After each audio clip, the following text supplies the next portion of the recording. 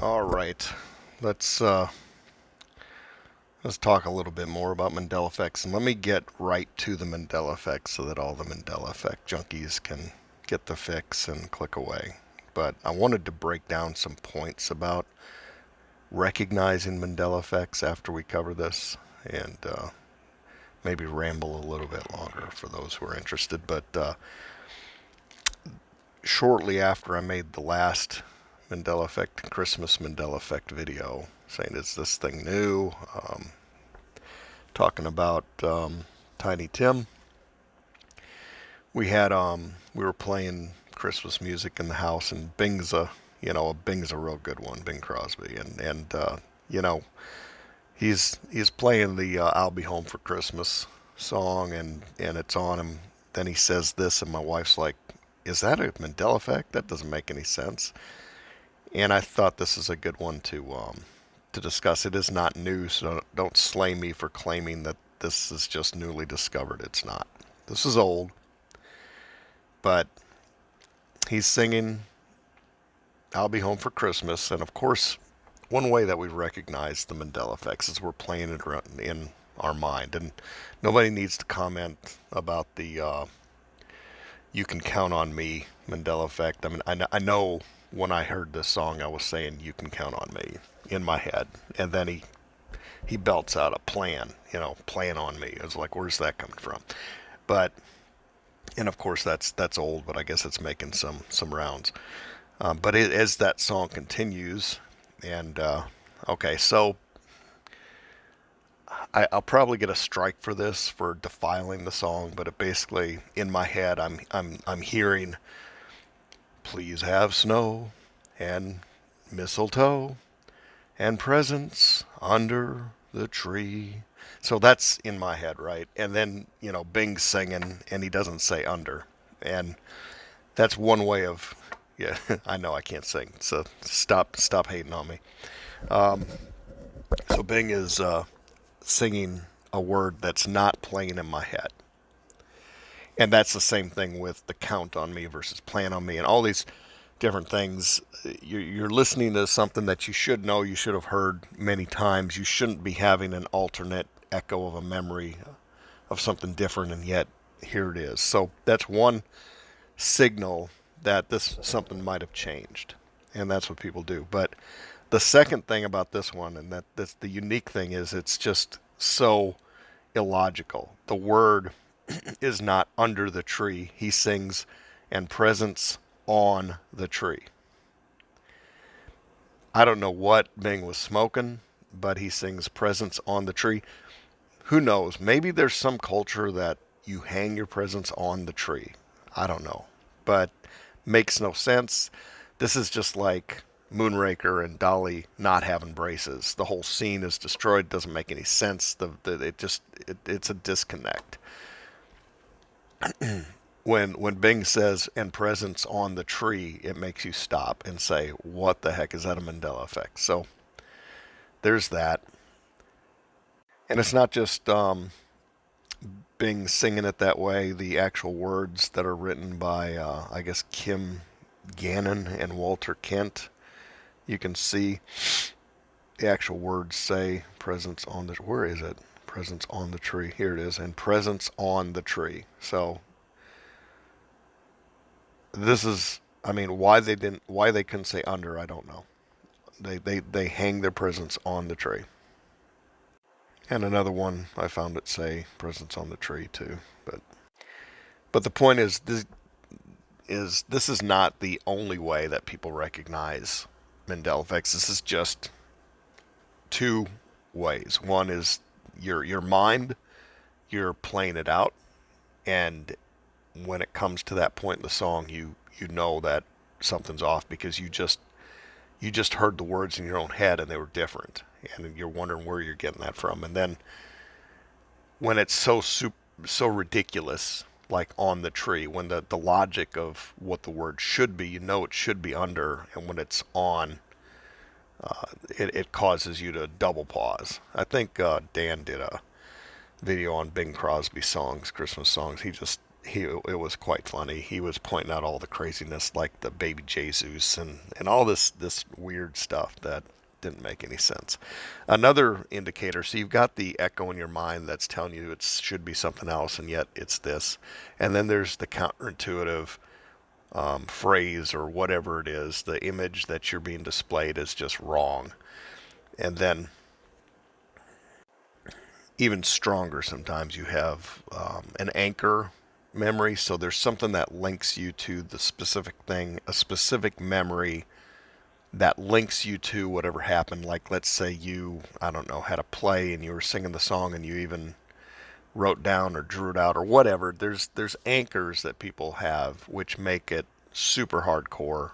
There's no way for you to deny, and the anchor memory sometimes even no longer makes sense with the current reality. It's completely off. It's like there's no way you would have done that. There's no way you would have made that connection or done that thing for reality to be what it currently is, and yet you know you did this. There's no question about it in your mind. And then there's residuals, and there's bleed-throughs and blending and all that sort of thing. For me and for some others, there's the blatant watching it change while you're looking at it. I've had on a few occasions, and this actually put my body into some sort of shock. Like, I could not stop shaking. The blood drained away from my face, turned white. It was like that old, it looks like you've seen a ghost. When it first happened, it put my body in shock. I was undoubtedly, I mean, this has happened, I can think of off the top of my head, 3 times hardcore right in front of my face. No, 4 if I start thinking of them. I mean, and the shock effect really doesn't happen as much each time afterwards. Like the first time it happened, complete shock. And then, all this stuff happens enough, it just doesn't even faze me anymore. So it doesn't have the same impact. Maybe that's why I don't have it happening as much. It's just not going to have the same impact. But the first time, it just truly blew me away. I'm looking at it, no doubt, and then the image changes, and I'm like, holy crap. that's a hardcore, like, reality is shifting. Bam. And then there's the ones that don't shift while you're looking at it or while you're listening.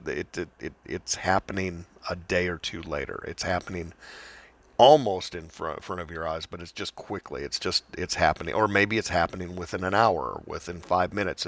It didn't happen right before your eyes, but it happened very quickly after. I've had so many of those where I'm studying something, I'm recognizing it as a Mandela effect, I'm studying it like a researcher would, and then shortly after, whether it be 5 minutes, an hour, a day, a week, shortly after, that thing that I was looking at and studying has either flip-flopped or changed in some third way. That is something. And for those who say that we're bouncing between 2 realities, my experience with having more than one way of seeing something change is contrary to that idea, just for whatever that's worth. But that has happened so many times I can't even count. There is another way that I'm just not recalling right now. I had it a moment ago and it's just left me. But there's another, and it's a good one, and I wish I could recall it. Maybe it'll come to me as I talk. Oh, I guess there's another way that I should state, and this is maybe the weakest form, but I call it, this is new to me, changes in reality, where something is super bizarre, and perhaps you've had an interest in, like, I don't know, geography, or you've had an interest in nature channels, animals, and all the different animals. Let's say you grew up and you watched PBS and you watched all the nature documentaries, and you would consider yourself somewhat of an expert on nature and wildlife and all those sorts of things. You were just like, really, you did that. That's all you were allowed to watch was Little House on the Prairie and PBS nature channels, or Under the Sea, or whatever. And here you are in your mid 50s, and you're coming across animals that you should know about. They are so freaking bizarre.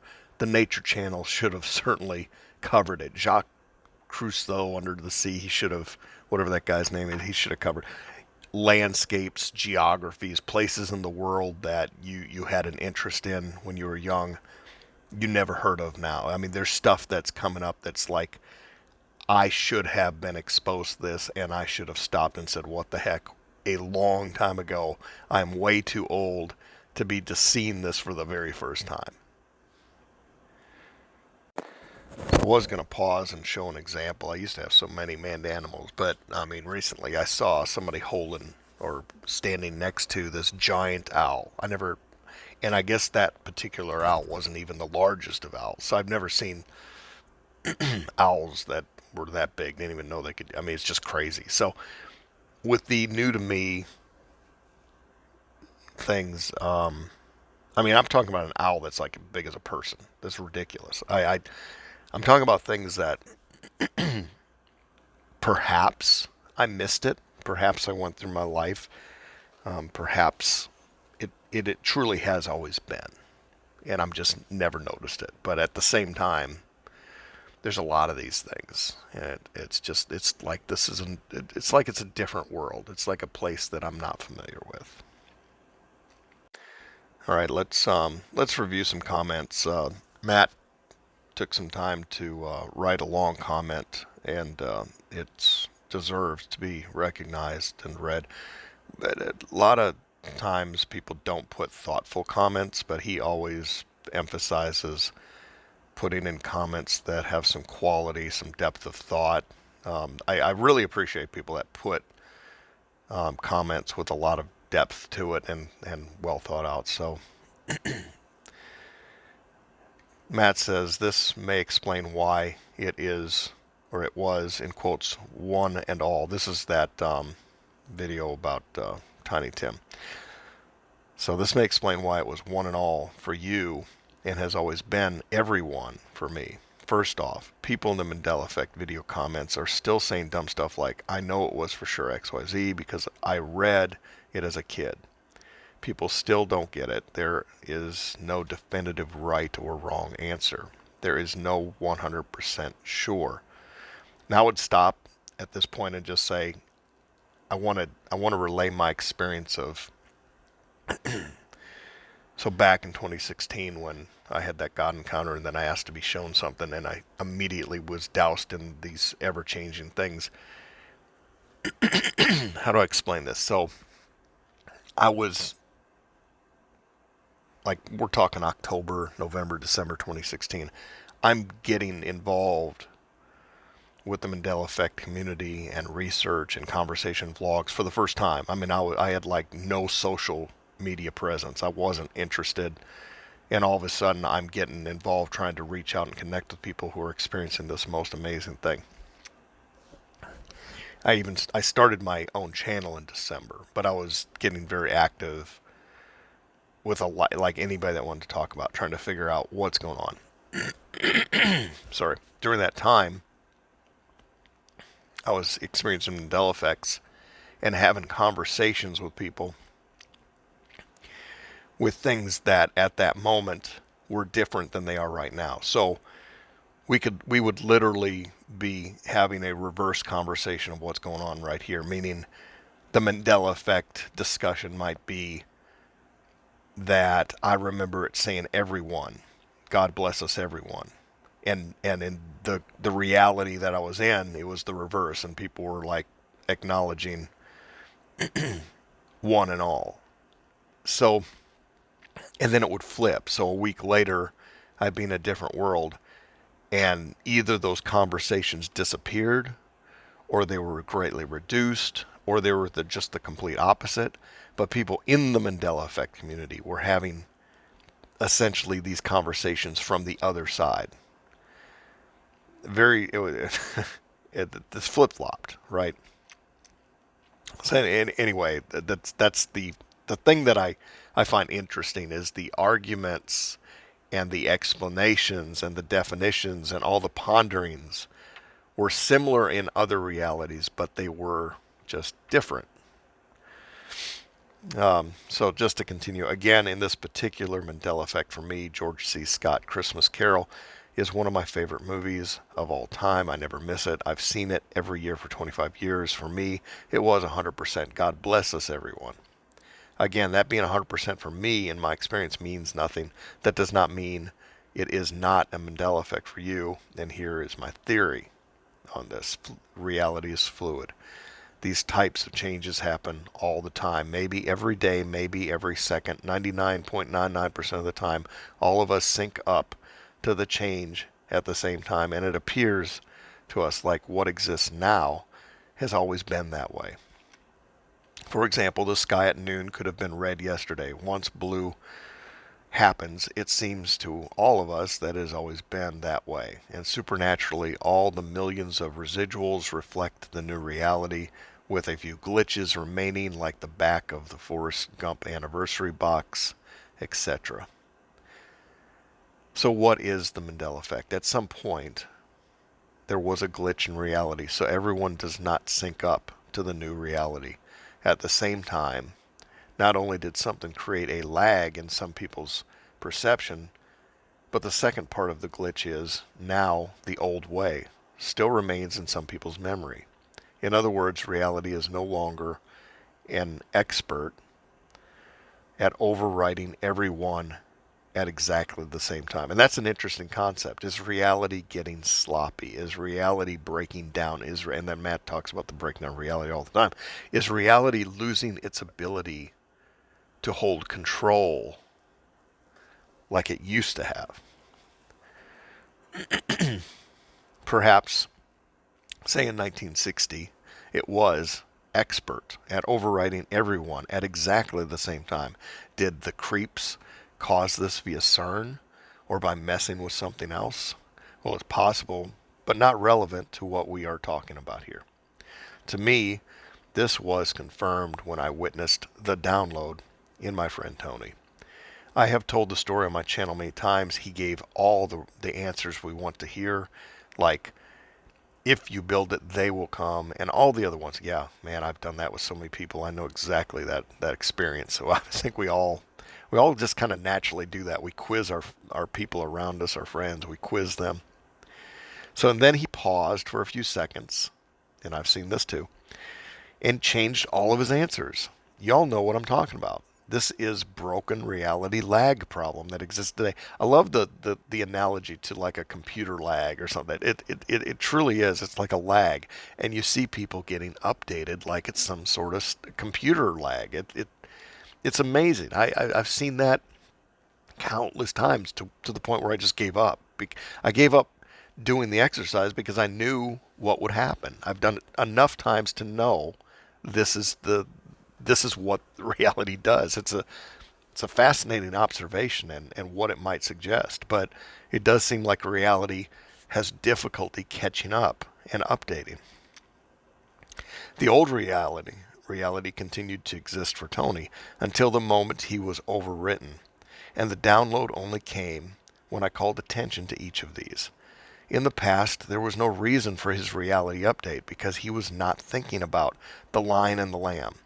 Once he and 99% of people are overwritten with the new reality, the old anchor memory is gone forever. For them, not us.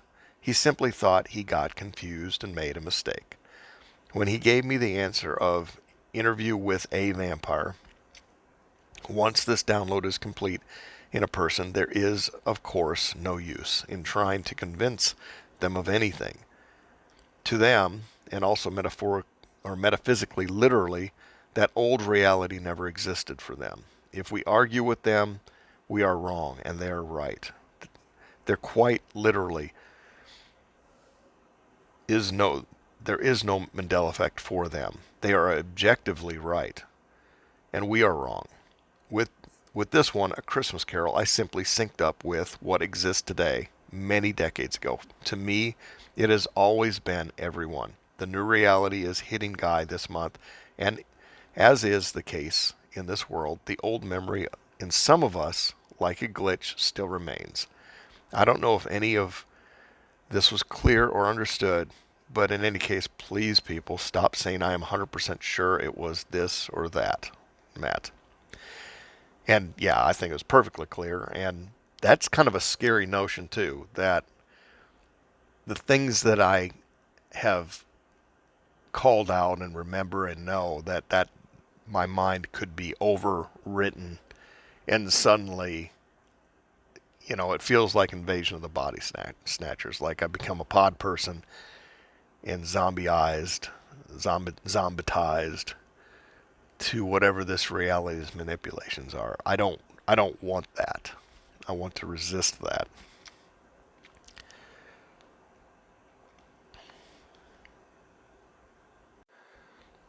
Dolly had Braces said, "Have you noticed an uptick resurgent in people seeing Mandela effects for the first time? I got people at work coming to me with old ones they are seeing now, and I'll be home for Christmas.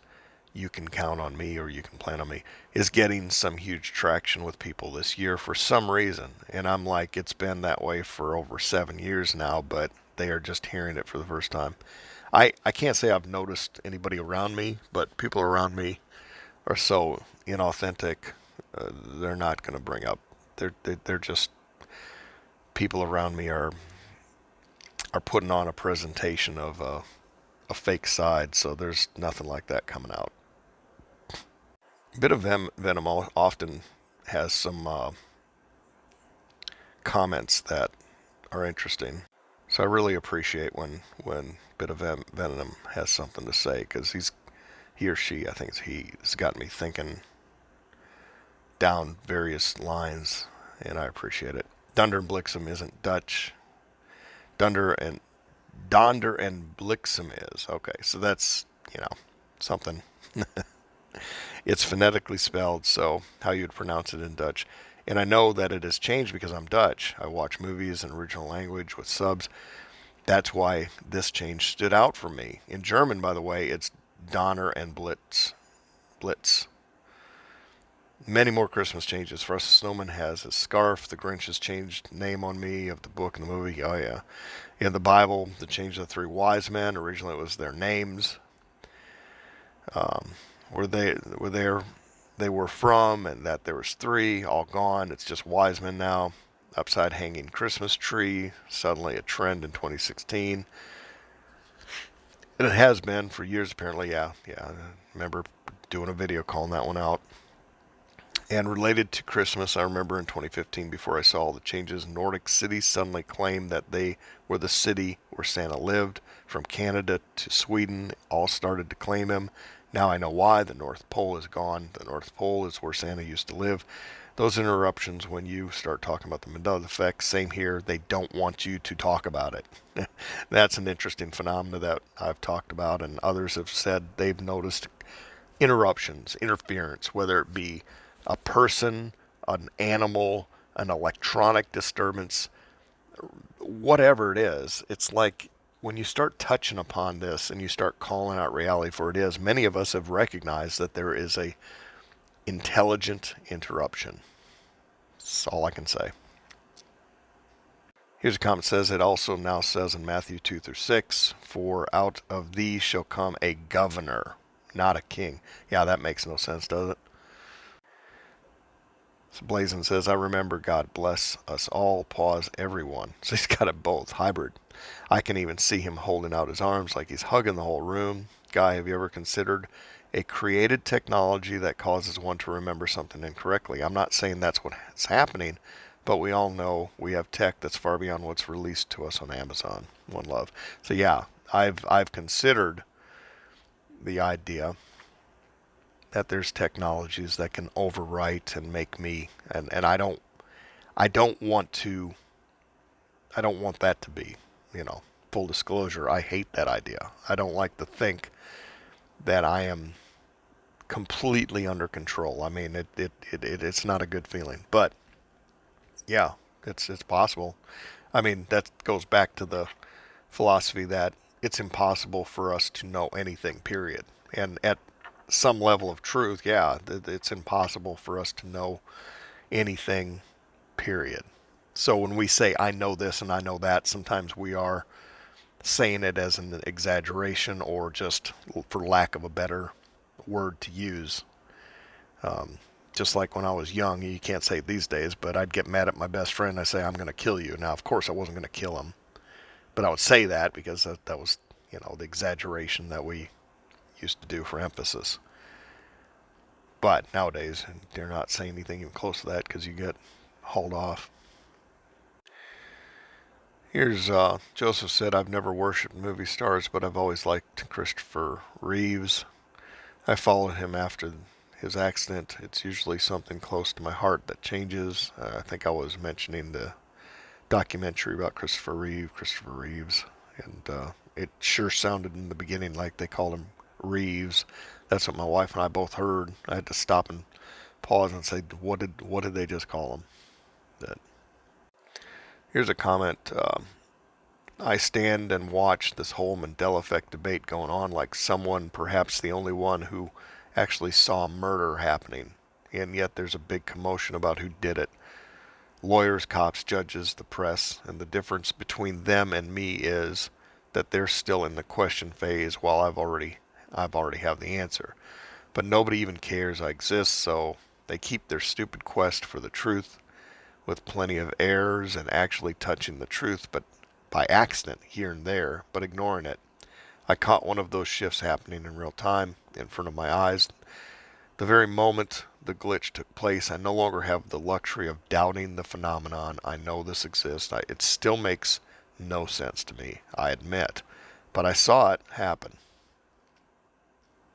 Unbiased says, dogs chiming in. Sometimes these reality changes can be a little rough. rough. But it's okay. That's funny.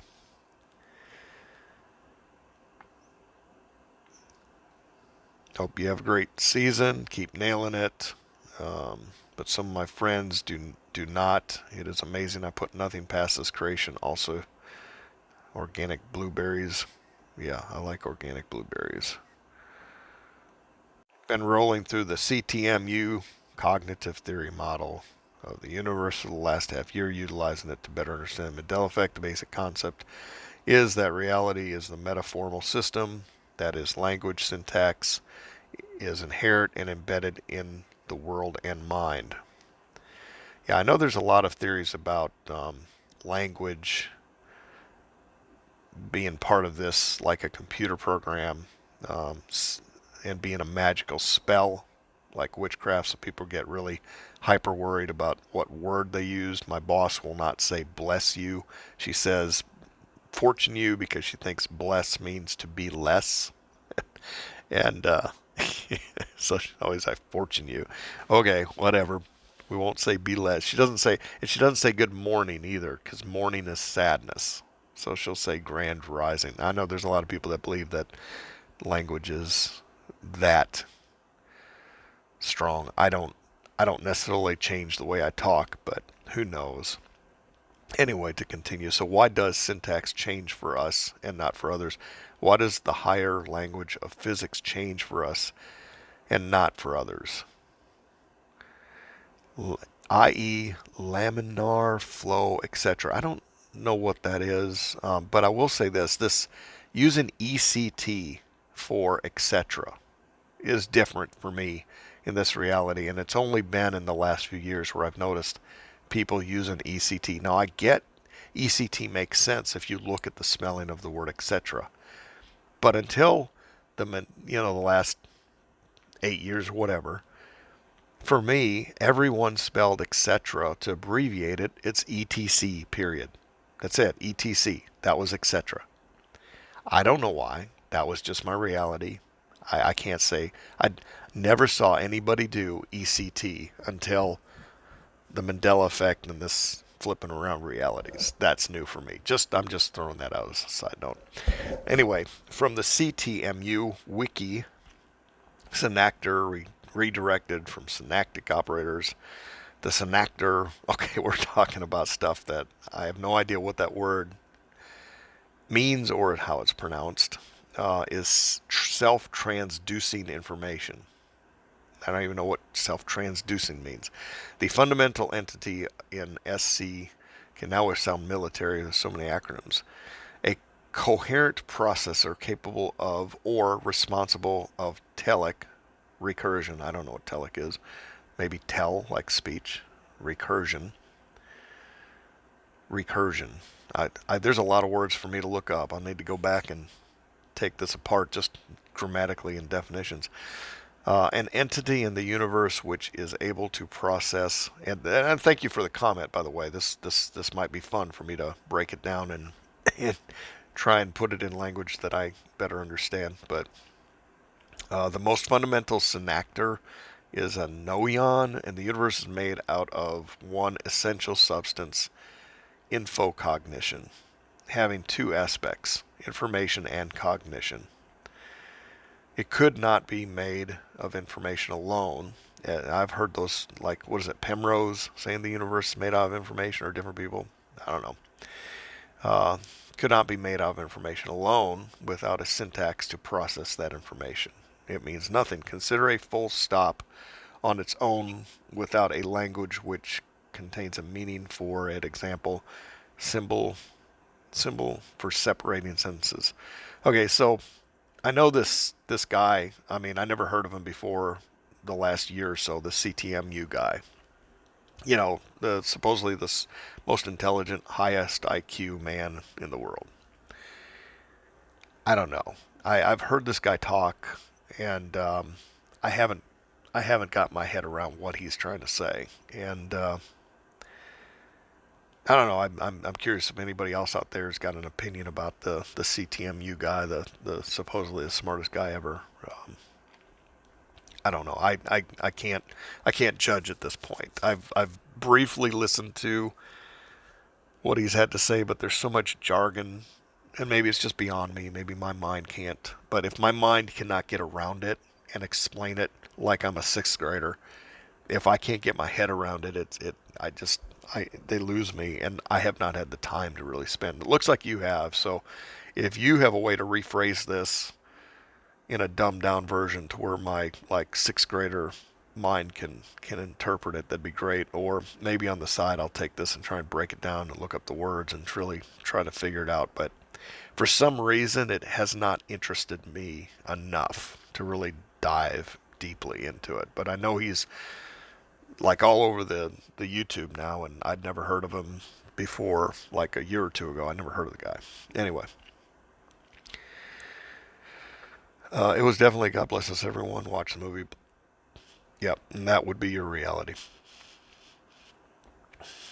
It's not a big one for me, but I remember one and all. That was funny about the interpretation, or the interruption. Another aspect of it that I've noticed is if I'm talking to two people and one is open to the Mandela effect and the other is closed-minded, the normie will start talking right when I start making a good point, and it'll just be some frivolous nonsense that has nothing to do with the conversation. It's happened so much that I've learned just to wait for them to finish the nonsense and then say, so, as I was saying. I thought that was pretty funny. Such timing. I listened to the radio show last night called Coast to Coast. One of the topics was Charles Dickens, conspiracy, and how he stole the story A Christmas Carol. Also, the type of person he really was. And I have to agree with you on your statement that something always seems to happen when you go to share the Mandela effect with someone. Usually their phone goes off, or here's one of the Mandela effect Christmas song, I'll be home for Christmas. You can, yeah. So she's bringing up the "you can count on me, you can plan on me," which, yeah, totally know that one. Um, so, oh, here's in my city. We've had a stage production of A Christmas Carol for several years, and before Tiny Tim speaks it, you already know he is going to say, "God bless us, one and all," because it is iconic and heartwarming, and we have heard it so many times. This is a new one for me. So, like I said, in our minds, we are hearing the phrase right before we hear them actually do it, and when it comes out different, that causes us to pause and say, "What's going on here?" Now, you either take the update and say that's the way it must have always been, I must have been wrong, or you stop and say, well, no, I wasn't wrong. So, um, anyway, I appreciate comments, and it's been a good video to discuss all this stuff. I should also mention that because time has not permitted me to record a lot of things that have been coming to me lately. I've been just writing it down. I've got a written journal that's getting quite large and backed up, and I don't know if I'm ever going to get a chance to read some of those ideas that I've been journaling, but maybe someday. Maybe someday I'll get to retire, and I can just pull out the old journals and you know, just read it.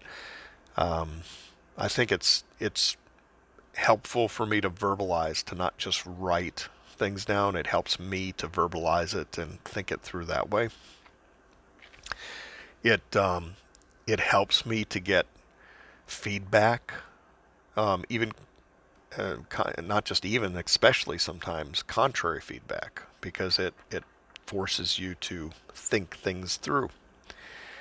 I also like the idea. I was thinking today how, I've got granddaughters, a couple granddaughters, and it's possible. I mean, unless all this doesn't get scrubbed away, it's possible that I could have, you know, great grandchildren or great great grandchildren who come across all of my ramblings here on this channel, and I'm sure somebody that wants to make money would sell it to them, like they've got the rights to it, and they would say, hey, if you want to buy your old dead great great great great granddad's ramblings on YouTube, we'll sell it to you, and maybe they'll buy it, and maybe they'll get a snapshot of how batshit crazy I that would be the interpretation, probably, that I'm just nuts. That's what my legacy is going to be, is they think I'm absolutely crazy. But who knows? Well, that's a funny idea. I would also say that you don't really truly get a full knowing of who I am based on what I upload here, because I try to be very authentic in my experiences with the Mandela effect and things like that. But when I am theorizing about other ideas like hell, this series that I've started about, is this place actually hell or purgatory? I am putting on a belief, trying it out, and I'll talk more about this. I wrote all this down already, but it may not necessarily be my beliefs hardcore. It's just I'm throwing it out there. I'm trying it on. I'm testing it out. So future generations, if you're listening to me, don't don't take everything I say as, oh, that's what he believes. My beliefs are not that anchored. Now, with the Mandela effect and reality changing, I've been very true about what has happened to me and my experiences. I have not been putting forth my beliefs. I've been putting forward, this is what.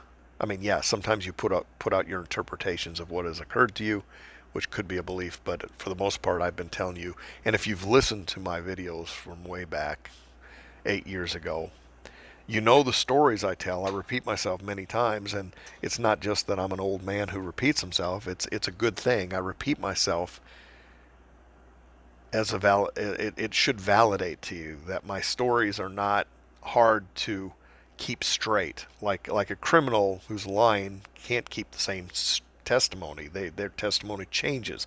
They can't keep their story straight because they're making it up and they can't remember what they made up from one time to the next. But you'll hear me bringing up stuff that happened to me several years ago, 8 years ago even, and it's the same telling and the same details of when I told it the first time many years ago. And you've that have listened to me for a long time, you know this. You know that I'm I'm not just like creating or fabricating a story to tell. I'm telling you what happened to me, and then I'll retell it sometimes. So if there's future generations that are listening to this, no, know that I try to be authentic, but I also tease with different ideas and trying to figure out the the theories behind this reality. And the whole hell series, that this might be hell or purgatory, does have some advantages in considering. I don't know. I've been working through it, and it's like, yeah, these are some points. Some of these points are troubling. Some of these points are a little bit of an argument for this being a soul trap or a re-encycle trap. Some of these arguments might be pro Christian narrative, and some might be um, contrary to it. Um, I don't want to close my mind to any possibility, because in trying to discover what's really going on, being open-minded is kind of important. But anyway, I'm gonna wrap it up. I've got to get to this lovely job of mine. So y'all have a great day and God bless.